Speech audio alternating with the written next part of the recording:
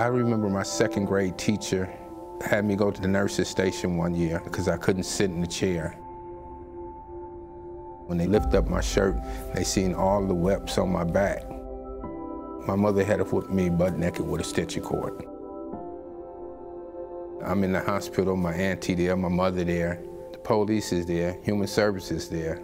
And I remember her telling them, if y'all not gonna take this MF, y'all get the hell on out of here then. And they left on out. Milwaukee right now, it's a lot of people that's homeless, that's built up a lot of this frustration and that anger, dealing with the verbal, mental, physical, sexual, and all that, that they gonna stay in certain situations like this unless they get the counseling and stuff like that to deal with it. Well, I've been homeless 15 plus years. I had a car before, I slept in my car. I used to drive like 40 minutes to the wayside just to go to sleep. I slept at the courtyard. I slept pretty much everywhere. I slept in the parks, slept in the parking lots. And I didn't sleep out there when we had a blizzard once. I got lucky because I ended up making it through that winter. Couldn't stay at the mission too much because I wasn't the type to be sleeping in a gown, hospital gown with nothing on under it. That was their rules. So I didn't understand it. Tell me a little bit about what it's like being homeless.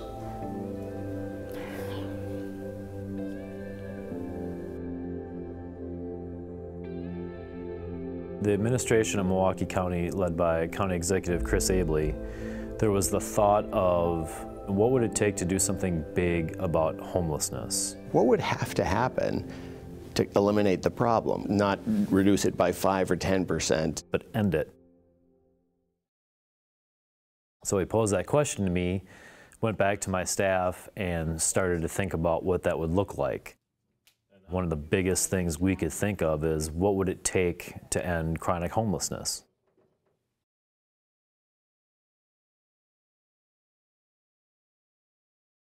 Needless to say, it doesn't take too much Googling around on effective approaches to homelessness to run into housing first. So we came up with a plan to end chronic homelessness in 3 years, and that's what we presented to the county executive. It literally took one meeting where he said, "We're sure we can do this, right?" And if your answer is yes, I'm all in. And we said, yeah, we think we can do it. Two things we started with, we needed a lot of partners. So the first partner we were obviously going to reach out to was the city of Milwaukee.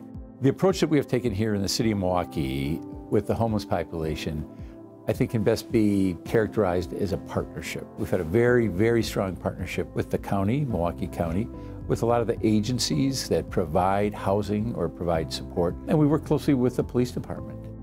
First role I play is supporting Housing First and our community prosecutor. If there was some issue that a person was facing in the criminal justice system, what we were engaging with the police department on was how to resolve that matter without rearresting somebody again. We wanted to do this plan, and we needed business endorsement. We are doing everything we can to have our city shine because, candidly, we're selling our city. We want visitors to come here. We want delegates to come here and spend money and create jobs. For them, it was going to be a new approach, and our thought process was, we're going to go into a room with 100 businesses and tell them, we're the government, trust us, it's going to work. We needed to tell the story better. So that's why I reached out to Sam Sambaris. That made a big difference, because it wasn't just Milwaukee County saying, here's what we're going to try to do and we think it's going to work. We know it's going to work. Dr. Sambaris, I think, had them mesmerized because this was an approach our community had never heard before. The other thing that we did is staffed up our division specifically for this Housing First initiative. I hired Outreach Services Manager Eric Collins-Dyke, and thank goodness I did. We wouldn't have done any of this without his leadership. I created an outreach collaborative in the community, and so that brings together the DA, MPD, the Sheriff's Department, the Medical College, all of the outreach teams, including all of the volunteer outreach teams. We wanted to be able to prove the efficacy of our model, so one of the other first positions we hired is a program evaluator to be able to show locally we can come up with the same data as we've seen across the nation. And then we hired 3 housing navigators. We have a list of tasks that revolve around engaging with people who are literally outside in effort to help them be more aware of what their options are for housing and shelter.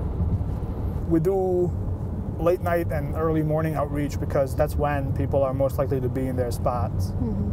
Mm-hmm. This is when we find the truly homeless people. Yeah. This time of night. Mm-hmm. Homeless outreach, anybody here? Yeah. How's it going? Okay. We're just running around checking on folks tonight, make sure everybody's okay. My name is Demir. My favorite outreach worker is Demir. If it wasn't for the outreach people, wasn't for them, it's my first apartment. Ever?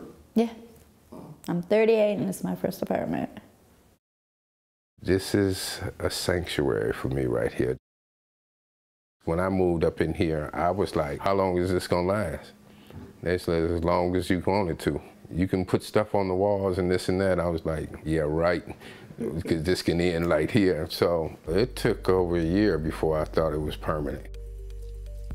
These people that's out here trying to do this with Housing First, they are sincere about what they're doing.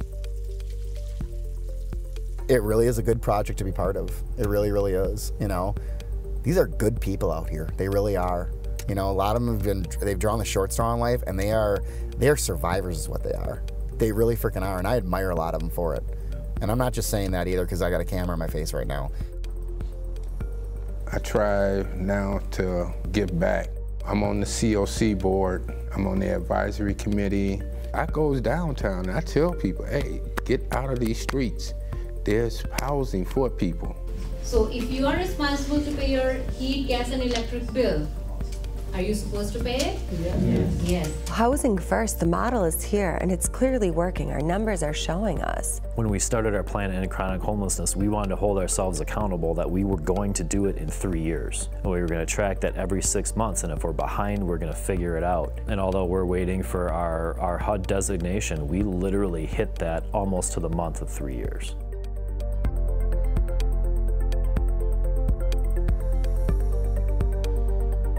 As individuals look at this, they can say, here's a community that is genuinely trying to address this issue and has had success. Government jobs, I spend a lot of time telling people in interviews, I'm going to set goals that are probably, harder than you may have had before.